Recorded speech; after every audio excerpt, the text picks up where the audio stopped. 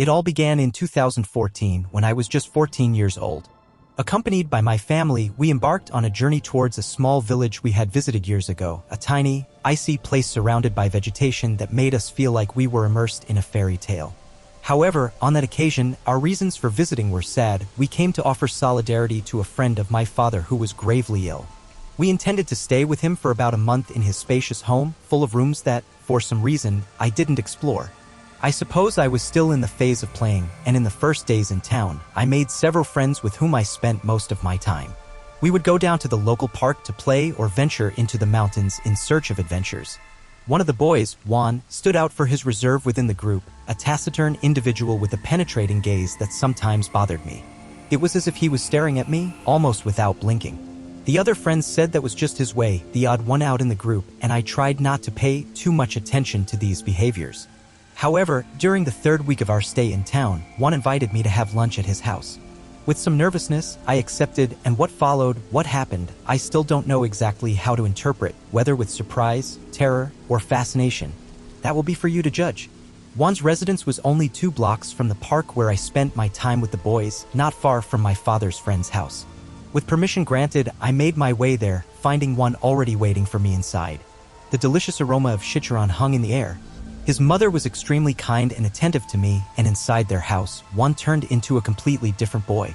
He smiled more, was very talkative, and quite funny. Near where I was standing, I noticed a room from which it seemed that someone never emerged.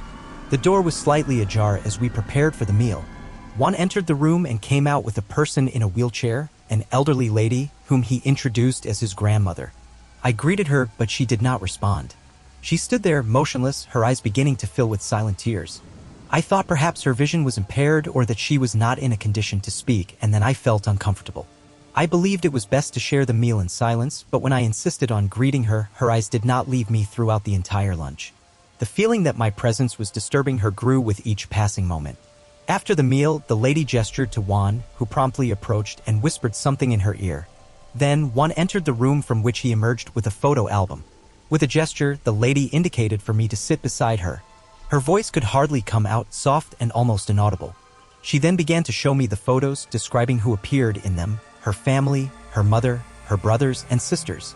Everything seemed normal until we reached a particular photo, the image of a young woman identical to me. Let me be clear, it wasn't just a resemblance. We weren't like sisters. The person depicted in that photo was me. The lady continued to flip through the album, and I recognized every phase of my life, from childhood to adolescence. They were photos of me that I had never seen before, although they were obviously old. I couldn't find words to inquire about what was happening until the lady revealed the identity of the girl in the photographs to me. And just when I thought things couldn't get any worse, she told me that this girl, the young one in the photos, was her younger sister, who died at the age of 15. According to her account, on a fateful night, a violent storm ravaged the small village where they lived, on the banks of the river. The wind blew with such fury that it tore off the roof of the modest house they lived in, and she and her siblings had to seek shelter in the neighborhood.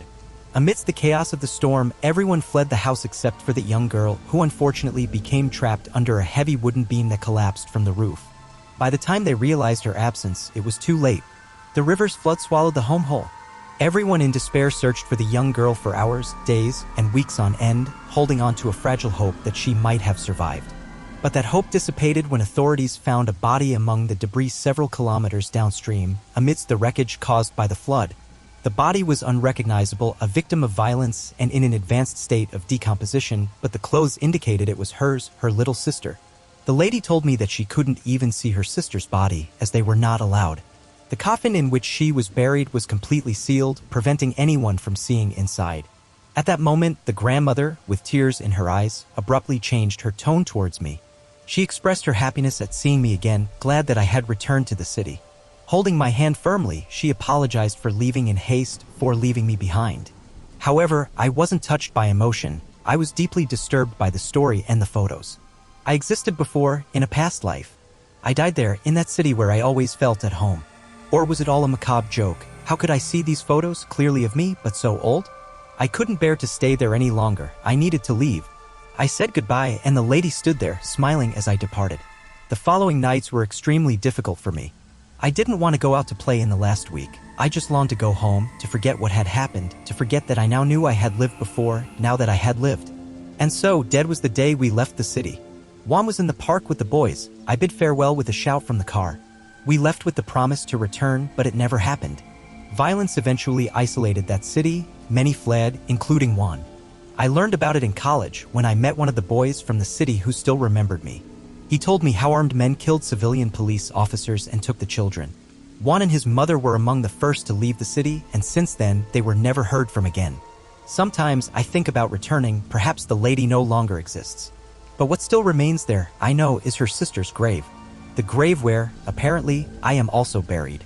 On one night, a horror story session in the forest in Tenerife turned into the night when you live your own experience, going through something inexplicable, through a macabre encounter that will stay with you for the rest of your lives. That's what happened to me and my cousin, who gave me permission to share, but prefers to remain anonymous. I started listening to this program a year ago when a friend recommended it to me, and I think I went through the same as many others. After hearing so many stories, I gained the confidence to finally share mine, without the same fear as before, of being judged, of being thought crazy. I'm from a Spanish island called Tenerife, a beautiful place worth knowing in every corner. At that time, when I was 10 years old, my parents were friends with several families we used to meet continuously, and with whom they decided to take a trip to the north of the island, to a rural area that I hadn't visited yet, wooded and completely isolated. For that reason, I wasn't very excited about making this trip. Although I love the forest, I'm very afraid of the dark, and if there was something on those nights, it was a stronger security than is perceived in any city. However, my parents encouraged me, and my cousin would also go, and her friends had children my age whom I got along very well with. And well, when we approached the place where we would stay, I left behind all fears. That forest was beautiful. When we arrived at the site, we spotted the other participants who had already arrived and were unloading the cars to transport things to the cabin.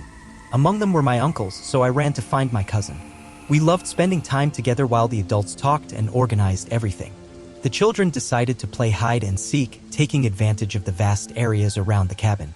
However, as night approached, I couldn't help but feel a sense of unease as I hid away from the cabin, as if something sinister, was watching us from the forest. As darkness settled in, we started playing board games we found in the cabin. While the adults enjoyed some drinks at the dining table, we tried in vain to turn on an old television we found. Gabriel, one of my parents' friends, suggested that we embrace the atmosphere and tell ghost stories instead of watching TV. The idea didn't seem appropriate to me, given my fear of the dark and the presence of young children, but everyone agreed, so I had to go along with it. Gabriel began with a story that didn't scare anyone, being booed by everyone and leaving us children to tell stories. My cousin told a legend about a witch that also didn't scare us, and then we started challenging each other to see who could tell the scariest story. The narratives gradually became darker and more terrifying. When it was almost my turn, my uncle approached and suggested that he had a particularly scary story to share, but he wasn't sure if we were ready to hear it. It was about a legend that permeated those forests where, according to the locals, the supernatural was always present. Perhaps fueled by alcohol, he decided to tell the story, and indeed, it deeply frightened us. I remember him finishing his story with a warning for us to be very careful when.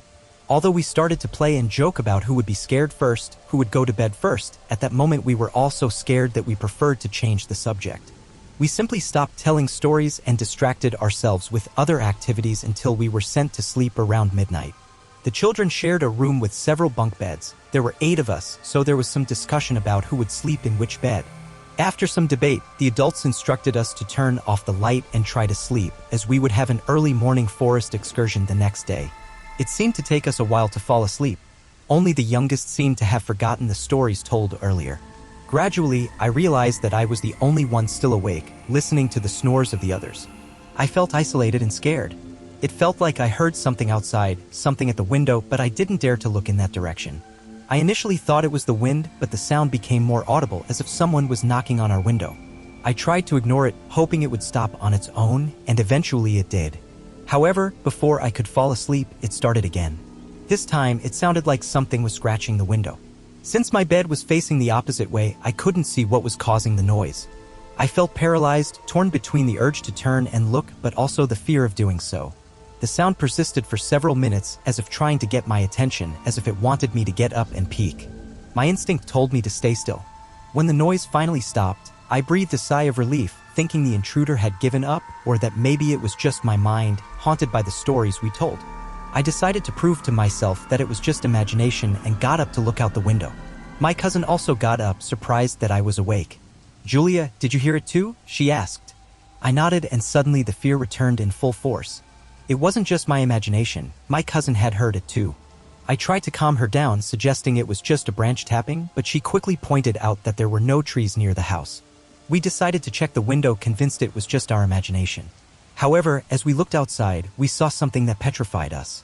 In the darkness, there was a figure crouched on the ground around the cabin with an expression that seemed like a macabre smile and wide eyes. As soon as it realized we were watching, the figure stood up abruptly. I felt an indescribable terror. The shape seemed distorted and inhuman, despite the smile it wore. My cousin ran to a corner of the room while I wondered whether we should wake up the adults or try to escape on our own. However, we were too terrified to leave the room, especially when we realized that the window in the living room was open, likely without locks. Huddled in the corner, we began to pray, feeling it was our only defense against that sinister entity. But then, we noticed something approaching the window, a dark silhouette with a human appearance, except for the sinister smile and eyes that seemed about to pop out of their sockets. It started scratching the window. My cousin started praying again out loud, closing her eyes so as not to see the thing, squeezing them shut. I couldn't help but look. Something made me unable to look away. It kept scratching. My cousin kept squeezing me, still praying, stronger and stronger, crying, begging God not to let that thing in. All I know is that it was at the window, laughing. Its voice sounded distorted, like it was human, but like the laughter of a cemetery. I still don't understand how I didn't faint, how I didn't run out screaming from there. I don't know how much time passed, maybe seconds that felt like 10 minutes to me, until that thing was gone. My cousin and I lay together until sleep overcame us, almost dawn, when we were awakened. We told my parents, my uncles, the adults, but no one believed us. They laughed and said it happened because we told horror stories before bed. My cousin and I couldn't go back to that room. We slept with our parents for the rest of the weekend. When we talk about it, my cousin has a slightly different memory than mine. She never managed to see the creature clearly, and when it approached she couldn't open her eyes. She doesn't remember anymore. Unfortunately, I do. We congratulate you for still being here, although you have not survived this episode yet. If you've made it this far, thank you very much, and until next time.